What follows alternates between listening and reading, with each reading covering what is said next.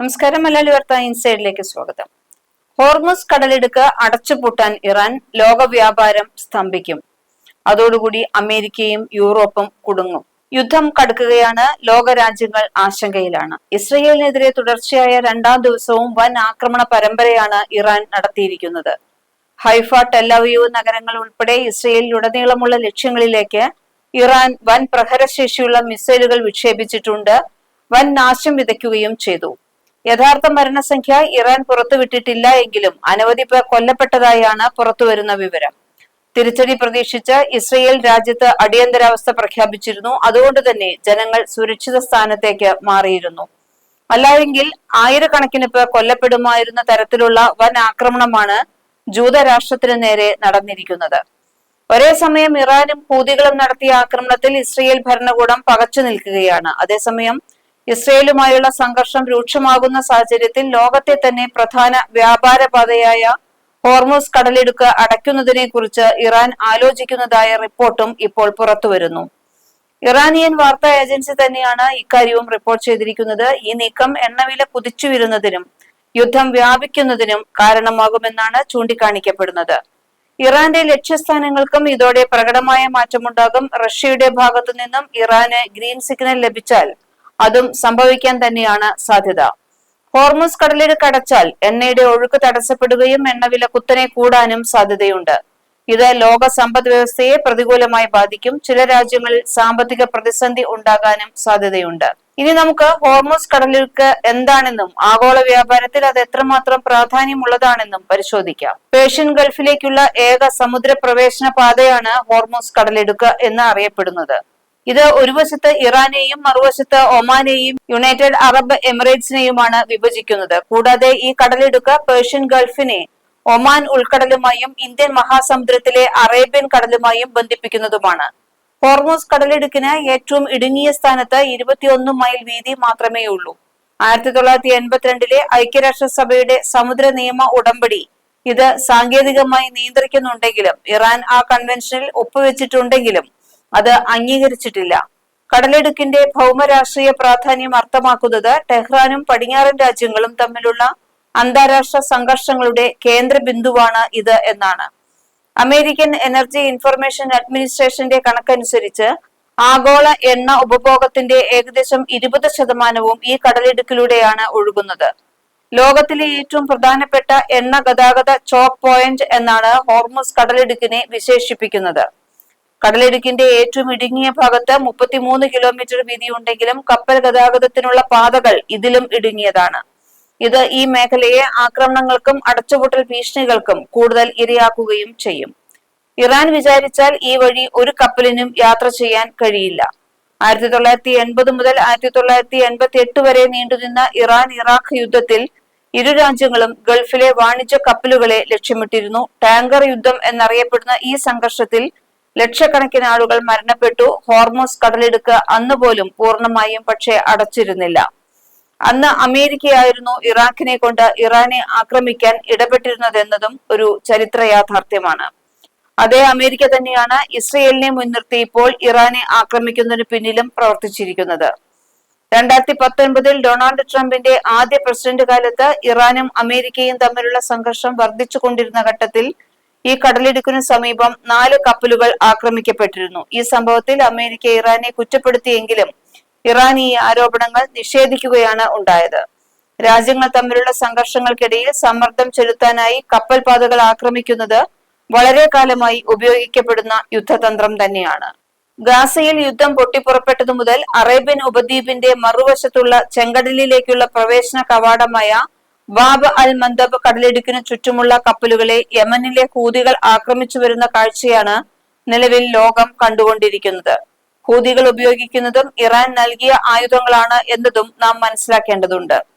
ഹൂതികളുടെ ആക്രമണങ്ങൾ ആഗോള വാണിജ്യത്തെ ചെറുതായി ബാധിച്ചിട്ടുണ്ടെങ്കിലും കപ്പലുകൾക്ക് ചെങ്കടൽ ഒഴിവാക്കി ആഫ്രിക്കൻ തീരങ്ങളിലൂടെ സഞ്ചരിക്കാനാകുമെന്നതിനാൽ വലിയ പ്രശ്നം ഉണ്ടായിരുന്നില്ല. ഇതൊരു ദൈർഘ്യമേറിയ യാത്രയാണെങ്കിലും സുരക്ഷിതവുമാണ്.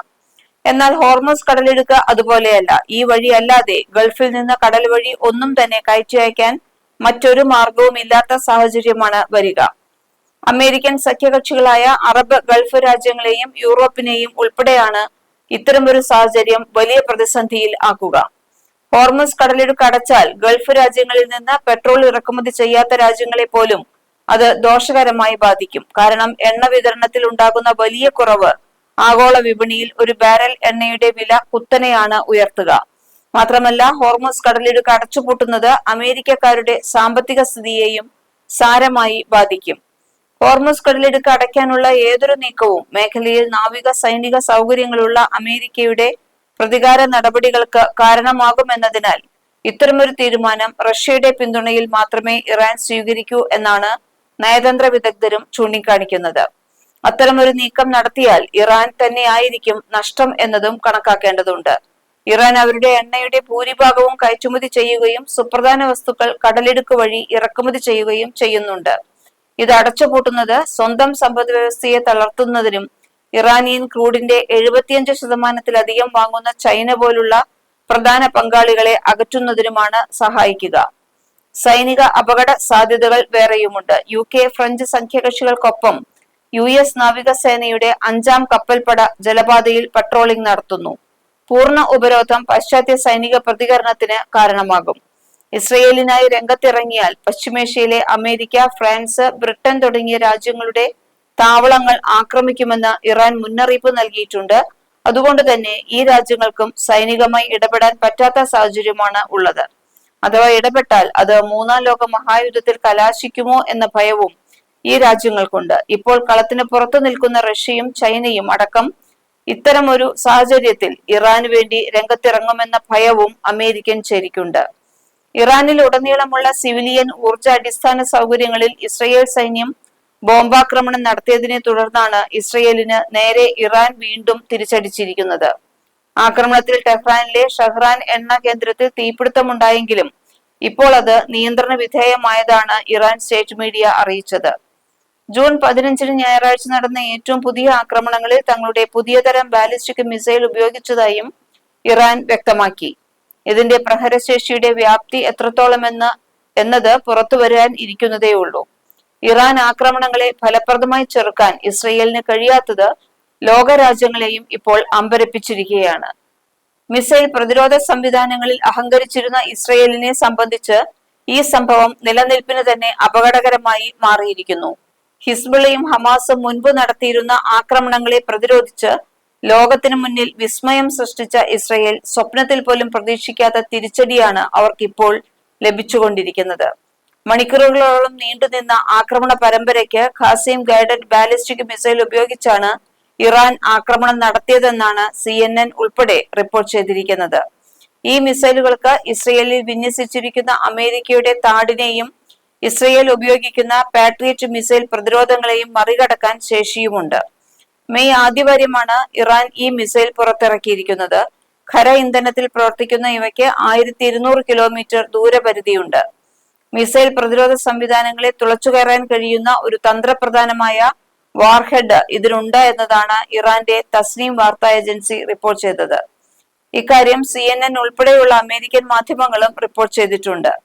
ഇറാനിലെ ഇസ്ലാമിക് റവല്യൂഷണറി ഗാർഡ് കോർപ്സിന്റെ പ്രത്യേക പ്രവർത്തന വിഭാഗമായ ഖുദ്സ് സേനയുടെ മുൻ കമാൻഡറായിരുന്ന ഖാസിം സുലൈമാനിയുടെ പേരിലാണ് ഇറാന്റെ ഈ ഗൈഡഡ് ബാലിസ്റ്റിക് മിസൈൽ അറിയപ്പെടുന്നത്.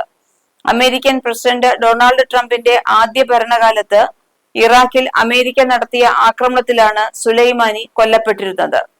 ഇറാന്റെ മിസൈലുകൾ വെടിവെച്ചു വീഴ്ത്താൻ അമേരിക്ക ഇസ്രയേലിനെ സഹായിച്ചിരുന്നു എങ്കിലും അതൊന്നും തന്നെ പ്രതീക്ഷിച്ച ബലം കാണാത്തതിനാൽ അമേരിക്ക ഇറാനെതിരെ ആക്രമണത്തിന് തുനിഞ്ഞാൽ പശ്ചിമേഷ്യയിലെ 1,00,000 അമേരിക്കൻ സൈനികരുടെ ജീവൻ കൂടിയാണ് അപകടത്തിലാകുക എന്ന മുന്നറിയിപ്പും വരുന്നു. അമേരിക്ക നേരിട്ട് ഇതുവരെ ഇറാനെ ആക്രമിച്ചിട്ടില്ല. ഇസ്രയേൽ ആക്രമണങ്ങളിൽ അമേരിക്കയ്ക്ക് പങ്കില്ല എന്ന് അവർ നിരന്തരം ഊന്നിപ്പറയുകയും ചെയ്യുന്നുണ്ട്. ഇതുപോലെ തന്നെ ഇറാനും ഈ മേഖലയിലെ അമേരിക്കൻ സൈനികരെയോ താല്പര്യങ്ങളെയോ ഇതുവരെ ലക്ഷ്യമിട്ടിട്ടില്ല.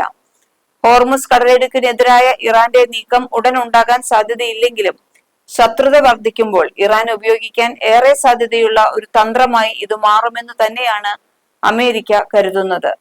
2024 ഏപ്രിലിൽ സിറിയയിലുള്ള ഡമാസ്കസിലുള്ള ഇറാൻ കോൺസുലേറ്റിന് നേരെ ഇസ്രയേൽ നടത്തിയ ആക്രമണത്തെ തുടർന്ന് ഈ മേഖലയിൽ സംഘർഷം രൂക്ഷമായപ്പോൾ ഇറാൻ സായുധ സേന ഹോർമുസ് കടലിടുക്കിന് സമീപം ഇസ്രയേലിന്റെ ഒരു കണ്ടെയ്നർ കപ്പൽ പിടിച്ചെടുത്തത് അമേരിക്കയെയും ഞെട്ടിച്ച സംഭവമാണ്. അതുകൊണ്ട് തന്നെ ഒരു സാധ്യതയും തള്ളിക്കളയാൻ കഴിയുകയില്ല. ഭൂമിശാസ്ത്രപരമായി വൻ സുരക്ഷാ കവചമുള്ള ഇറാൻ കടലിനെ പ്രതികാരത്തിനായി ഉപയോഗിക്കാൻ തീരുമാനിച്ചാൽ ലോക വ്യാപാരം തന്നെയാണ് സ്തംഭിക്കാൻ പോകുന്നത്. അതാകട്ടെ ഒരു യാഥാർത്ഥ്യവുമാണ്. മലയാളി വാർത്ത ഇൻസൈറ്റ്.